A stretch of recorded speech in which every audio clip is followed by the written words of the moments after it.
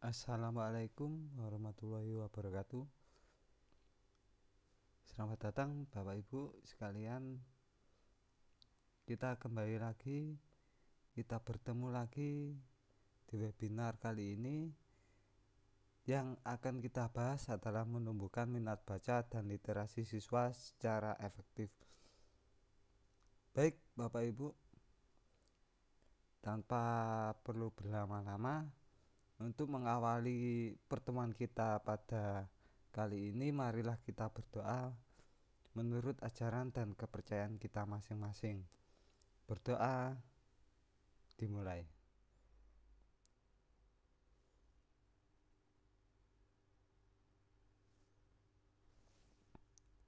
Berdoa selesai.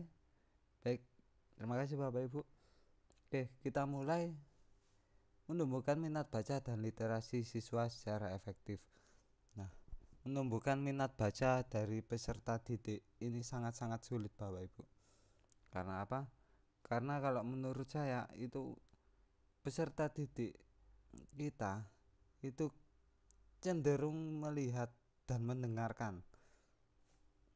Karena masih banyak dari kita Bapak Ibu guru yang masih menggunakan metode pembelajaran secara ceramah. Jadi Bapak Ibu berbicara menerangkan di depan peserta didik mendengarkan. Jadinya peserta didik kita itu terkonsentrasinya itu hanya mendengarkan dan juga melihat. Itu Bapak Ibu. Sebetulnya menumbuhkan minat baca ini adalah sangat-sangat penting Bapak Ibu untuk peserta didik kita. Baik, kita lanjut. Meningkatkan minat baca dan literasi siswa adalah kunci untuk membuka pintu gerbang pengetahuan dan mempersiapkan mereka untuk masa depan yang gemilang. Tetapi pada faktanya Bapak Ibu, seperti yang saya katakan di awal tadi, minat baca siswa di Indonesia masih tergolong rendah. Nah, memang Bapak Ibu, minat baca dari siswa di Indonesia ini sangat-sangat rendah sekali. Bisa dibuktikan dari mana? Masih banyak sekolahan atau sekolah-sekolah yang masih kurang memanfaatkan perpustakaan. Nah, sebetulnya perpustakaan itu bisa dimanfaatkan. Yang kedua, dalam faktanya banyak siswa yang menganggap membaca sebagai kegiatan yang membosankan. Nah, ini memang banyak terjadi. Banyak sekali terjadi. Siswa itu menganggap membaca itu adalah hal yang membosankan. Kalau dulu banyak muda-mudi yang masih membaca novel, sedangkan saat ini novel itu sudah hampir tidak ada, digantikan dengan teknologi-teknologi, sehingga untuk buku sumber bacaan itu bisa digantikan dengan teknologi, yaitu biasanya itu ada e-book, electronic book atau buku elektronik. Nah, kemudian kurangnya budaya literasi di sekolah dan di rumah. Nah, selain itu di sekolah perpustakaan sudah hampir tidak difungsikan. Itu hal yang sangat-sangat penting, seharusnya perpustakaan itu harus difungsikan supaya peserta didik kita bisa masuk ke dalam perpustakaan, membaca buku, kemudian mencari sumber belajar. Bukan hanya dari buku yang dibagikan, bukan dari buku paket, tetapi masih ada banyak buku di perpustakaan. Nah, sedangkan di rumah orang tua ini untuk pemantauan anaknya itu saya rasa kurang. Dimana saya banyak menemui kalau di daerah saya itu peserta didik atau anak yang masih usianya itu masih bersekolah itu kebanyakan itu satu bermain. Nah, bermainnya itu sudah masuk ke warung kopi. sudah masuk ke dalam warung kopi, kemudian yang dimainkan apa? Yang dimainkan adalah tidak lain dan tidak bukan itu adalah handphone. Handphone yang dimainkan itu adalah video game. Nah, orang tua pengawasannya itu kurang, Bapak Ibu. Ini yang menyebabkan literasi di minat baca di siswa di Indonesia ini masih rendah karena hal-hal ini tadi. Padahal seharusnya peserta didik, kalau zaman saya dulu itu pasti membaca, bahkan sebelum ujian itu saya membaca banyak buku sumber. Nah, tetapi peserta didik kita saat ini tidak bisa kita samakan karena mulai dari berkembangnya teknologi.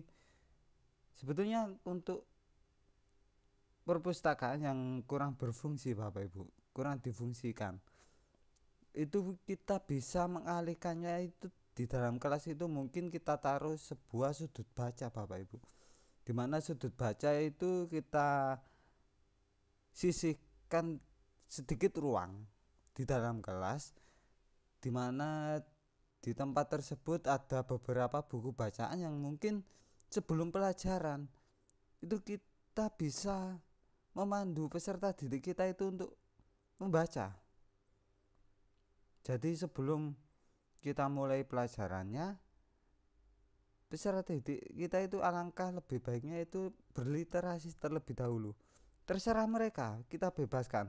Entah peserta didik kita ini membaca sebuah buku materi, entah membaca buku cerita, entah buku novel ataupun majalah, kita biarkan. Karena kita sistemnya itu yang paling pertama itu adalah menumbuhkan minat baca siswa kita terlebih dahulu. Baik, next. Nah, kenapa literasi itu sangat penting, Bapak Ibu? Literasi itu memiliki banyak manfaat bagi siswa. Di antaranya yang pertama, meningkatkan kemampuan berpikir kritis dan analitis dari siswa tersebut.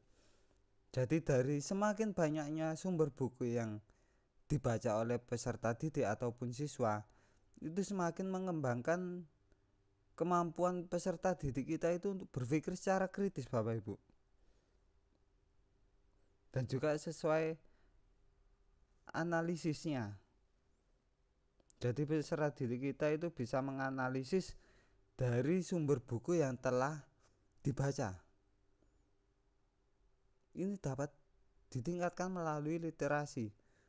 Kemudian yang kedua itu adalah memperluas pengetahuan dan juga wawasan, dimana yang dibaca itu bukan hanya buku cerita ataupun buku materi. Sedangkan untuk majalah ataupun koran, nah itu juga bisa menambahkan wawasan, Bapak Ibu. Wawasan peserta didik kita terhadap di dunia luar. Jadi tidak melulu dengan teknologi HP dan HP. Itu, Bapak Ibu. Koran itu sekarang juga masih, saya rasa sudah sangat-sangat berkurang, Bapak Ibu. Koran, kalau dulu masih ada orang yang mengantarkan koran dilemparkan di depan rumah, sekarang itu sudah tidak ada. Kemudian meningkatkan kemampuan berkomunikasi dan berbahasa, dimana kalau peserta didik kita itu sering untuk berliterasi, itu semakin mempermudah peserta didik kita itu untuk berkomunikasi. Dan juga peserta didik kita itu lebih bisa mengenal banyak sekali macam bahasa. Karena apa? Buku yang ada di perpustakaan ataupun di e-book ataupun di mana, itu tidak hanya terbatas dengan bahasa Indonesia. Ada yang berbahasa Inggris, seperti apa? Seperti kamus bahasa Inggris, ada yang berbahasa Mandarin, ada yang berbahasa daerahnya masing-masing.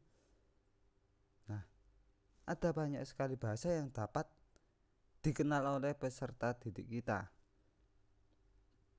Kemudian memperkuat daya ingat dan konsentrasi, dimana kalau peserta didik kita itu semakin banyak membaca, itu semakin memperkuat daya ingatnya, semakin bisa berkonsentrasi terhadap pelajaran yang akan kita sampaikan. Jadi peserta didik kita kalau bisa itu di dalam kelas, kita itu jangan hanya menggunakan metode ceramah. Kita harus interaktif Bapak Ibu. Kita bisa menggunakan fitur AI, kita bisa menggunakan media presentasi, kita jelaskan. Jadi peserta didik kita itu membaca presentasi kita dan juga kita itu menjelaskan Bapak Ibu. Setelah itu, dimana walaupun sedikit slide, itu peserta didik kita itu sudah berliterasi, sudah bisa membaca. Nah ini yang harus kita tumbuhkan, membangun karakter dan moral siswa, dimana karakter peserta didik kita ini masih mungkin ada beberapa di berita yang saya lihat ataupun dari kabar-kabar yang lain, itu karakter peserta didik itu gimana ya, moralnya ini kurang terbentuk Bapak Ibu, dimana ada beberapa yang tawuran, ada yang apa. Nah ini yang sangat-sangat memprihatinkan. Bagaimana? Karena karakter dan juga moral peserta didik itu menjadi turun. Kita membangunnya dari mana? Kita bisa membangunnya melalui dengan cara literasi. Ini yang paling penting Bapak Ibu. Kemudian tantangan menumbuhkan minat baca Bapak Ibu. Nah tantangannya itu ada apa saja? Tantangannya sebetulnya masih ada banyak sekali tantangannya Bapak Ibu. Bukan hanya yang ada di slide ini, ada banyak sekali. Kalau di slide ini, yang pertama itu adalah kurangnya akses terhadap buku dan bahan bacaan yang menarik. Nah ini tadi kita mungkin masih kurang memanfaatkan fitur perpustakaan, sehingga ataupun mungkin dalam perpustakaan di sekolah kita itu akses buku atau bahan bacaannya itu masih kurang menarik, sehingga minat baca siswa kita itu menjadi turun. Saya tidak mau membaca di perpustakaan, bukunya kurang menarik. Nah ini yang membuat minat baca siswa itu semakin menurun. Kemudian kurangnya motivasi dan dorongan dari orang tua dan guru, dimana kita di sekolah Bapak Ibu, kita harus memotivasi peserta didik kita untuk membaca, harus bisa membaca. Karena apa? Yaitu tadi seperti di slide sebelumnya, dimana kenapa literasi itu penting? Dikarenakan dari 5 poin ini tadi, ini yang bisa membuat literasi ini penting bagi masa depan peserta didik kita Bapak Ibu. Itu. Jadi kita harus sering-sering memotivasi peserta didik kita itu untuk membaca, baik di dalam kelas ataupun di luar kelas. Di luar kelas kita bisa menggunakan mading Bapak Ibu, mading majalah dinding, seperti di sekolah mengadakan sebuah kegiatan. Nah kalau di sekolah saya itu dibentuk sebuah tim dari siswa, dari peserta didik. Itu setiap ada kegiatan harus ada, misalkan ada ceritanya, kenapa kegiatan ini diadakan, kegiatannya apa saja, tujuannya apa. Nah itu nanti kita tempelkan di majalah dinding kita Bapak Ibu. Kita bisa menganggarkannya juga. Kalau kita butuh dana kita anggarkan, karena sekolah ada yang dinamakan dana bantuan operasional sekolah atau BOS. Nah itu kita manfaatkan supaya peserta didik kita itu lebih bisa untuk menumbuhkan minat bacanya, jadi lebih giat lagi. Kemudian lingkungan belajar yang tidak kondusif untuk membaca. Nah, ini juga sangat penting Bapak Ibu. Dimana terkadang di sekitar perpustakaan, karena perpustakaan biasanya itu hanya memanfaatkan sebuah ruang, kemudian ada buku, ada yang menjaga.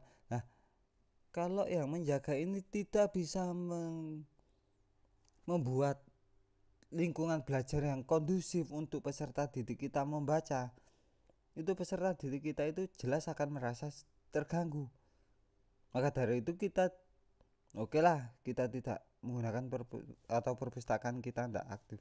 Tetapi yang saya bisa sebutkan tadi, kita bisa menggunakan majalah dinding, kita bisa menyisihkan sedikit ruang di kelas itu sebagai sudut baca. Jadi kita ambil dari perpustakaan, beberapa buku kita taruh di dalam kelas, kita taruh di sudut baca tersebut. Sebelum pelajaran dimulai, peserta didik membaca. Nah, kalau kita biasakan setiap hari seperti ini, mungkin minat baca peserta didik kita itu akan tumbuh pesat. Kemudian budaya menonton televisi, bermain gadget yang lebih dominan. Nah, itu tadi Bapak Ibu, seperti contoh di daerah saya itu, siswa itu kebanyakan sudah memegang alat teknologi HP, alat komunikasi HP. HP bukan hanya digunakan untuk komunikasi saja, tetapi digunakan untuk bermain game. Nah, televisi ini sekarang mungkin digantikan dengan YouTube. Nah, itu tadi kebiasaan yang sudah menjadi budaya di lingkungan terdekat kita, itu anak-anak itu kebanyakan hanya menonton dan juga mendengarkan. Jadi seharusnya kita tumbuhkan dulu dari sekolahan, atau kita sosialisasikan juga dengan wali murid untuk menunjang minat baca, atau lebih mendukung lagi anaknya untuk sering-sering membaca. Itu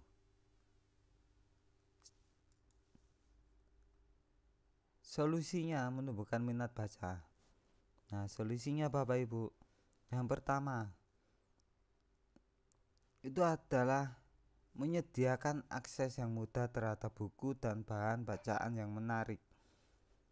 Jadi kita sediakan akses yang mudah itu apa? Contohnya seperti itu tadi. Contohnya adanya sudut baca, adanya sebuah majalah dinding. Nah, itu kita sediakan. Kemudian memberikan motivasi dan dorongan dari orang tua dan guru. Nah, kalau orang tua sudah tidak mendorong peserta didik kita itu untuk membaca, kemudian kita tambahkan lagi di sekolahan itu kita tidak pernah memotivasi peserta didik kita itu untuk membaca, ya itu tadi, jadinya minat baca peserta didik kita itu lambat laun akan semakin menurun. Kita mulai saja, kita rubah dari diri kita sendiri Bapak Ibu. Kita rubahnya bagaimana? Kita banyak-banyak memberikan contoh. Memberikan banyak contoh kalau di kelas. Selain kalau peserta didik kita itu mengerjakan tugas dari yang kita berikan, kita bisa memberikan contoh. Kita membaca buku, entah buku apa. Nah, itu dari situ, dari hal sekecil itu, peserta didik kita menganggap, oh berarti bapak ibu guruku suka membaca orangnya.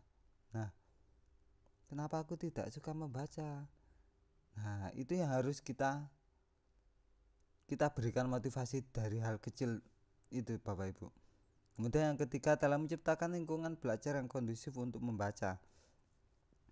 Jadi kalau di perpustakaan tidak ada yang menjaga, ataupun ada yang menjaga tetapi lingkungan di luar kelas itu yang ramai atau bagaimana, seperti contoh tadi sudut baca di dalam kelas sebelum pelajaran dimulai. Kalau pelajaran dimulai kan otomatis semua peserta didik itu akan masuk ke dalam kelas, sehingga kita ciptakan lingkungan di dalam kelas kita itu sekondusif mungkin untuk peserta didik kita itu membaca di sudut baca. Biarkan peserta didik kita itu mengambil buku di sudut baca, terserah mereka.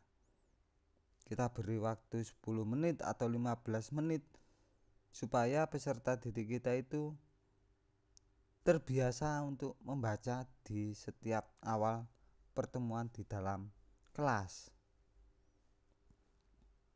Kemudian mengadakan kegiatan literasi dan kreatif dan inovatif. Nah, ini tadi salah satunya adalah sudut baca itu tadi kita adakan 10 menit atau 15 menit peserta didik kita itu untuk berliterasi di dalam kelas. Ini bisa kita pakai. Kegiatan literasi yang kreatif dan inovatif yang lainnya seperti mading itu tadi, kita buatkan mading. Ataupun kita bisa menggunakan website. Website sekarang ada banyak cara membuat website secara gratis, dimana kita buatkan website khusus untuk sekolahan kita, dimana di dalam website tersebut kita sediakan, kita isi dengan bacaan-bacaan yang menarik. Untuk membuatnya mudah, kita bisa memanfaatkan teknologi juga, kita bisa memanfaatkan teknologi AI, kita cari bacaannya dari AI, atau kita buat gambarnya dari AI juga bisa. Sehingga dari hal tersebut peserta didik kita itu untuk minat bacanya itu bisa bertumbuh. Kemudian memanfaatkan teknologi untuk mendukung kegiatan literasi itu tadi seperti website bapak ibu. Jadi di sedikit waktu, kita beri sedikit waktu peserta didik kita mungkin, atau di lab komputer, kita manfaatkan peserta didik kita itu untuk membuka website yang telah kita buat, yang telah kita isi dengan bacaan-bacaan yang menarik. Jadi kita manfaatkan juga. Bukan berarti teknologi ini itu harus kita hindari, enggak, tidak. Karena literasi itu bukan hanya dengan buku-buku saja, tetapi bacaan itu juga termasuk bisa menumbuhkan minat baca. Bacaan seperti cerita, seperti kegiatan yang dilakukan di sekolahan, itu termasuk sebuah bacaan. Nah, ada beberapa tips untuk memilih buku untuk siswa. Seperti yang pertama, kita pilih buku yang sesuai dengan usia dan tingkat kemampuan siswa. Ini pasti gak mungkin siswa kita masih SD tetapi kita berikan buku bacaan untuk anak SMP, jelas gak masuk, sehingga pelajarannya sulit. Jelas peserta didik kita akan berpikir seperti itu. Kemudian pilih buku dengan tema yang menarik bagi siswa. Jadi kita itu harus dapat atau mendapatkan sumber buku yang bertemakan menarik bagi siswa, seperti komik atau buku cerita rakyat. Nah, itu kita bisa gunakan, kita bisa cari. Kalau rasa kita kesulitan untuk mencari buku tersebut, kita manfaatkan teknologi yang sudah ada seperti e-book ataupun AI. Kemudian kita pilih buku dengan kualitas yang baik dari segi isi maupun tampilan. Nah, ini yang paling sulit Bapak Ibu biasanya. Jadi kita membeli buku, jangan sampai kita itu hanya sekedar membeli buku. Oh ini cocok, oh ini cocok. Tetapi kita tidak membaca isinya ataupun kita tidak melihat tampilannya. Ini adalah hal yang salah. Jadi kita perbaiki. Kemudian kita berikan kesempatan kepada siswa kita untuk memilih buku yang mereka sukai. Jadi seperti tadi yang saya sampaikan, di sudut baca kita biarkan, entah mereka mengambil komik, entah mereka mengambil buku bacaan, entah mereka mengambil novel ataupun buku mata pelajaran, entah koran, entah apa, kita biarkan supaya peserta didik kita itu bisa untuk berliterasi terlebih dahulu. Dari sinilah kegiatan literasi kreatif yang harus atau contoh yang bisa diterapkan. Yang pertama, membaca buku bersama-sama. Jadi kita dan juga siswa kita itu bersama-sama membaca buku di kelas atau di perpustakaan. Seperti tadi sudut baca. Nah, itu bisa. Kemudian kita lakukan diskusi dengan siswa. Kita mendiskusikan isi buku yang telah peserta didik kita baca. Jadi bukan hanya membaca saja sehingga peserta didik kita cuma membaca saja, bosan. Lebih baik tak lihatin aja gambarnya yang bagus-bagus. Tetapi mereka kurang memahami isi bukunya. Jadi kita diskusikan juga. Setelah peserta didik kita membaca, kemudian kita diskusikan. Baru kemudian peserta didik kita, siswa kita itu menulis sebuah cerita berdasarkan imajinasi mereka sendiri, di mana dari cerita ini kita bisa menempelkannya di mading. Kita juga bisa menerapkannya dengan cara mereka itu membuat sebuah drama seperti di nomor 4 ini, membuat poster atau komik yang akan kita pajang di majalah dinding di sekolah. Bukan hanya di sekolah saja, tetapi bahkan di kelas. Kalau di sekolahan saya itu setiap kelas mempunyai majalah dinding Bapak Ibu. Sehingga peserta didik kita itu kita terapkan model seperti ini. Sehingga peserta didik kita membaca di sudut baca dalam 1 bulan sekali, entah 2 bulan sekali, bukunya itu nanti akan kita ganti dengan buku yang lain yang ada di perpustakaan. Kita ganti, kemudian kita adakan sebuah diskusi dengan siswa kita. Dari diskusi tersebut peserta didik kita membuat cerita, baru kita saring cerita-cerita tersebut, mana yang menarik. Yang menarik itu nanti kita akan bimbing peserta didik kita itu untuk membuat poster ataupun komik yang mereka buat sendiri. Itu Bapak Ibu, contoh kegiatan literasi yang kreatif.